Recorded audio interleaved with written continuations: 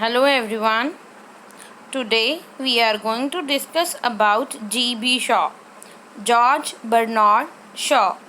We will discuss about his life and also about his major works. So let's start. G.B. Shaw's time of period is 1856 to 1950. George Bernard Shaw, the greatest English dramatist of the 20th century, was an Irishman by birth. तो ये Irishman थे, यानी कि इनका birth Ireland में हुआ। तो ये बाय बर्थ ये आयरिशमैन है। इनका फुल नेम है जॉर्ज बर्नार्ड शॉ। ये एक इंग्लिश के ग्रेटेस्ट ड्रामाटिस्ट हैं 20th सेंचुरी के। He was born in Dublin on July 26, 1856। तो इनका बर्थ हुआ था डब्लिन में, आयरलैंड में 26 जुलाई 1856 को। इनके फादर का नेम था जॉर्ज कार शॉ। अपने ही वर्ड्स में जॉर्ज बर्नार्ड शॉ अपने फादर के बारे में बोलते हैं कि he was an ineffective unsuccessful man. तो इनके फादर बहुत ही शराब पीते थे, मतलब ये बिल्कुल भी अच्छे नहीं थे। ये मतलब आप अपने फादर को बिल्कुल भी पसंद नहीं करते थे।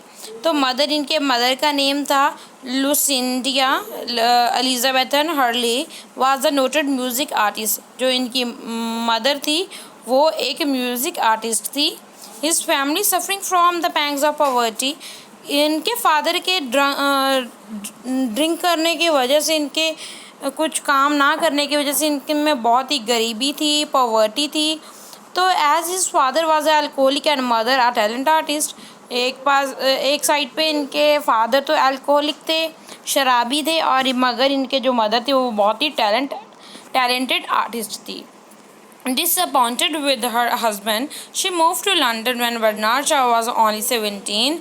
तो ये अपने हस्बैंड से जाने के इनके फादर से दुखी होकर इनकी जो मदर है वो इनको आयरलैंड में यानी कि डब्लिन में छोड़कर लंदन चली जाती है। जब बर्नार्ड शॉ सिर्फ 17 ईयर ओल्ड थे। She started her career as a music teacher here. तो वहाँ पे जाकर लंदन में ये एज अ म्यूज़िक टीचर अपना कैरियर स्टार्ट कर लेती हैं ये। एट द एज ऑफ 15 ही लेफ्ट स्कूल। तो ये 15 की एज में अगर एजुकेशन की बात करें, जॉर्ज बर्नार्ड शॉ 15 की एज में स्कूल लेफ्ट कर देते हैं और ये लैंड एजेंट को ज्वाइन कर लेती हैं एज अ क्लर्क, और ये 4 ईयर इस जॉब को करते हैं। Then he journeyed to London. Then फिर ये भी लंदन में चले जाते हैं और लंदन में एज अ राइटर यानी कि वहाँ पे अपना करियर शुरू करते हैं, अपना लिखना शुरू करते हैं। तो ये इनके जो फर्स्ट नॉवेल्स हैं वो ऐसे हैं, देख सकते हो आप। इनके जो फर्स्ट नॉवेल्स हैं जैसे immaturity 1817, the irrational not 1880, love among the artist 1881, castle Byron's profession 1882 and unsocial socialist 1883। ये इनके 5 नॉवेल्स हैं। मगर जो ये 5 नॉवेल्स थे ये पब्लिशर ने इनको सभी को रिजेक्ट कर दिया था। His failure as a novelist reduced him to the deplorable finance distress। तो इनके मतलब 5 नॉवेल्स को रिजेक्ट होने के बाद ये बिल्कुल ही डिस्ट्रेस में आ जाती हैं। देन इनके जो एक फ्रेंड होते हैं जिसका नेम होता है William Archer, who got him appointed as a critic for some journal. तो वो इनको अपॉइंट करती हैं एज अ क्रिटिक, कुछ जर्नल्स के लिए एज अ क्रिटिक उनको अपॉइंट किया जाता है जॉर्ज बर्नार्ड शॉ को इस फेलियर के बाद। He began to write for the Pall Mall Gazette and the world. तो ये दो जो वर्क हैं, अखबार है, गैजेट्स हैं, इनके लिए इन्होंने काम करना शुरू कर दिया, लिखना शुरू कर दिया, जैसे Pall Mall Gazette and the world with the publication of his Widowers' House. तो इनका जो वर्क है द विडोवर्स हाउस जो 1892 में आया। His career as a dramatist began. तो उनका जो कैरियर स्टार्ट हो जाता है as a dramatist. In the beginning his plays were not successfully on the stage. तो शुरू में जो इनके जो प्लेस थे वो उनको स्टेज पे परफॉर्म नहीं किया जाता था। In 1894, his Arms and Men and Candida were staged and recognized as a great successes. तो 1894 जाने के विडोवर्स हाउस के 2 साल बाद जो इनके जो नावल आती हैं 1819 में, वो है Arms and Man and Candida. इनको स्टेज यानी कि स्टेज पे परफॉर्म किया गया एंड ग्रेट सक्सेस मिली इन नावल्स की वजह से जॉर्ज बर्नार्ड शॉ को। और इनको 1925 में इनको नावल प्राइज़ लिटरेचर के लिए भी मिला हुआ है। तो एक नज़र में देख लेते हैं इनका पूरी बायोग्राफी। जैसे इनका बॉर्न हुए हैं ये 26 जुलाई 1856 पोर्टोबेलो डबलिन आयरलैंड में। इनका डेथ हुई थी 2 नवंबर 1950 एज 94 में Ayot Saint Lawrence Hertfordshire England में इनकी डेथ होती है। रेस्टिंग प्लेस इनका Shaw's Corner Ayot Saint Lawrence में होती है, इनका रेस्टिंग प्लेस है यहाँ पे। ऑक्यूपेशन ये क्या क्या करते थे, प्ले राइट थे, क्रिटिक थे, पॉलेमिस्ट थे, पॉलिटिकल एक्टिविस्ट भी थे ये। नेशनैलिटी क्या थी ये कि ब्रिटिश थे 1856 से 1950 तक, और आयरिश ड्यूअल नेशनैलिटी थी इनके पास 1934 से लेकर 1950 तक। तो इनके स्पॉज यानी कि इनकी वाइफ का नेम था चार्लट पेनी टाउनशेंड, इनकी वाइफ का नेम था। तो इनके प्लेस के बारे में डिस्कस करेंगे अब। Shaw published the collected edition of his play in 1934। तो इन्होंने कलेक्टेड अपने जो वर्क्स हैं प्लेज हैं उनको पब्लिश करवाया था 1934 में, कंप्राइजिंग 42 वर्क्स। तो इनमें कितने वर्क्स थे, 42 वर्क्स थे इस जो इन्होंने पब्लिश करवाए थे 1934 में कलेक्शन में। He wrote a further 12 in the remaining 16 year of his life।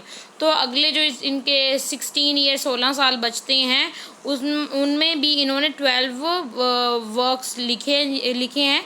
Mostly 1 act piece, जो ज़्यादातर 1 एक्ट प्लेज हैं, including 8 earlier plays that he chose to omit from his publication work। The total is a 62। तो total इनके ये देखो publish होने के बाद जो इनके अर्लियर प्लेज हैं उनमें से 8 प्ले वो भी थे, मगर इन्होंने इनको पब्लिश नहीं करवाया था इस 1934 में जो इन्होंने पब्लिश्ड करवाए थे। टोटल इनके बनते हैं 62 प्लेज जॉर्ज बर्नार्ड शॉ के। तो अर्ली वर्क्स देख लेते हैं इनके।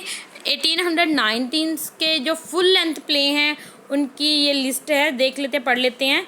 विडोवर्स House, the Philanderer, Mrs Warren's profession, arms and man, Candida, you never can tell, the devils disciple, Caesar and Cleopatra, captain Brassbound's conversion, adaptation, the gadfly. तो इनका short play भी है 1819 में आया जो द मैन ऑफ डेस्टिनी, ये भी बहुत अच्छा प्ले है बाय जॉर्ज बर्नार्ड शॉ। तो 1900 से लेकर 1909 तक इनके फुल लेंथ प्लेस की लिस्ट है, देखिए। Man and superman, John Bull's other island, Major Barbara, the doctor's dilemma, getting married, misalliance. Short plays list है ये। The admirable Bashville, how he lied to her husband, passion, poison and petrification, the sewing up of Bletchley Posnet, press cuttings, the fascinating foundling, the glimpse of reality। ये short pledge हैं by George Bernard Shaw.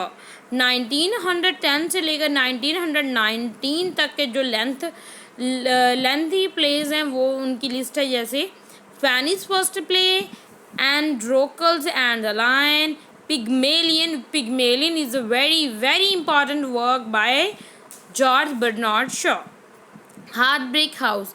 These all are full length plays।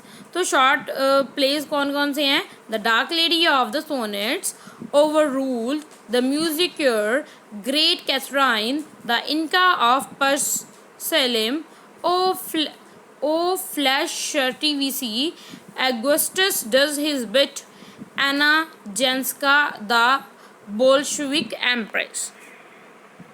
तो next हम देखेंगे 1920 से लेकर 1950 में जो full length plays हैं by Bernard Shaw, G B Shaw, वो हैं इस ऐसे हैं, देख लेते हैं एक बार, लिस्ट 10 की पढ़ लेते हैं. Back to Methuselah, Saint Joan, the apple cart, too true to be good, on the rocks, the simpleton of unexpected isles, the millionaires, Geneva, in good King Charles golden days, beyond billions. तो short play list है. Village wooing, the six of Calais, Cymbeline refinished, far-fetched fables, Shakes versus Shav, why she would not. तो ये देख लेते हैं एक बार. Shaw a prolific dramatist come to the theatre with a purpose. तो ये थिएटर में एक पर्पस से ही आए थे. एक prolific dramatist G B. Shaw. His plays pleasant and unpleasant content 7 plays. तो प्लीजेंट में भी और अनप्लीजेंट में इनके जो प्लेज हैं वो 7 प्लेज आते हैं. 3 प्लीजेंट प्लेज हैं और 4 अनप्लीजेंट प्लेज हैं. द अनप्लीजेंट प्लेज कौन से हैं? Plays are The Widower's House and Mrs. Warren's Profession, which deals respectively with the problems of a slum, landlordism and organized prostitution, and The Philanders is a satire on a pseudo